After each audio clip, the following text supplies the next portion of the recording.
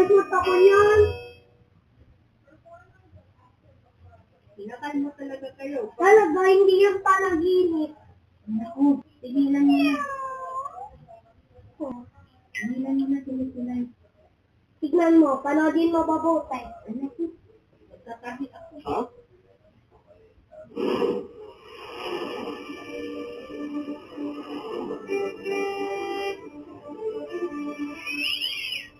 Ah, wala pa siya kabuka.